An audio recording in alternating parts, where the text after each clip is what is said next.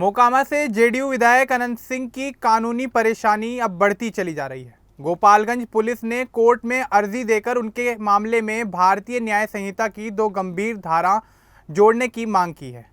संगठित अपराध के लिए धारा 111 और समूहों के बीच नफरत फैलाने के लिए धारा 196 को जोड़ा गया है। आपको बता दें कि मामले गैर जमानती हैं। पुलिस का कहना है कि शुरुआती मामला सिर्फ हथियार दिखाने का नहीं था, बल्कि जांच में संगठित अपराध और जाति धर्म आधारित वैमनस्य फैलाने के सबूत मिले हैं। अगर कोर्ट ये धाराएं जोड़ देता है तो अनंत सिंह को 10 साल या उससे ज़्यादा की सज़ा भी हो सकती है और अग्रिम जमानत मिलना बहुत मुश्किल हो जाएगा। तो चलिए आगे बढ़ते हैं और आपको विस्तार से बताते हैं कि आखिर क्या ये पूरा मामला।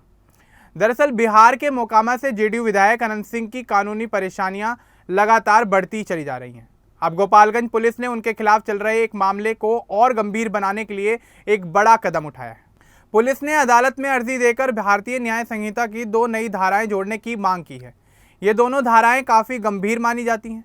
पहली धारा 111 संगठित अपराध से जुड़ी हुई है और दूसरी धारा 196 विभिन्न समूहों के बीच नफरत और वैमनस्य फैलाने से संबंधित है। दोनों ही धाराएं गैर जमानती हैं, यानी इनमें आसानी से जमानत नहीं मिलती। अब पुलिस का कहना है कि शुरू में यह मामला सिर्फ सार्वजनिक जगह पर हथियार दिखाने का था, लेकिन जांच आगे बढ़ने पर कई ऐसे तथ्य सामने आए हैं जो ये बताते हैं कि इसमें संगठित अपराध की गतिविधियां भी शामिल हैं। साथ ही जाति धर्म या क्षेत्र के आधार पर लोगों के बीच दुश्मनी फैलाने के संकेत भी मिले हैं। इसी वजह से पुलिस ने कोर्ट से इन धाराओं को मामले में जोड़ने की अनुमति मांगी है। कानून विशेषज्ञों का मानना है कि अगर अदालत पुलिस की अर्जी स्वीकार कर लेती है तो अनंत सिंह की स्थिति काफ़ी मुश्किल हो जाएगी। इन धाराओं के जुड़ने के बाद उन्हें अग्रिम जमानत मिलना बहुत मुश्किल हो जाएगा। अगर आरोप सही साबित हो गए तो अनंत सिंह को न्यूनतम 10 साल की सज़ा भी हो सकती है। अनंत सिंह बिहार की राजनीति में छोटे सरकार के नाम से काफ़ी ज़्यादा मशहूर हैं। वे मोकामा विधानसभा क्षेत्र से लगातार जीत हासिल करते आ रहे हैं। उनके ऊपर पहले भी कई आपराधिक मामले दर्ज हैं। इस नए विकास से उनकी परेशानी अब बढ़ती चली गई है। गोपालगंज पुलिस का कहना है कि वे मामले की जांच पूरी कर रहे हैं। उन्होंने कोर्ट को बताया कि सबूतों के आधार पर ही ये नई धाराएं जोड़ी जा रही हैं। पुलिस अब कोर्ट के फैसले का इंतज़ार कर रही है। अगर कोर्ट इन धाराओं को जोड़ देता है तो पूरे मामले की सुनवाई अलग तरीके से की जाएगी। संगठित अपराध की धारा में गैंग या गिरोह की गतिविधियों की जांच होती है।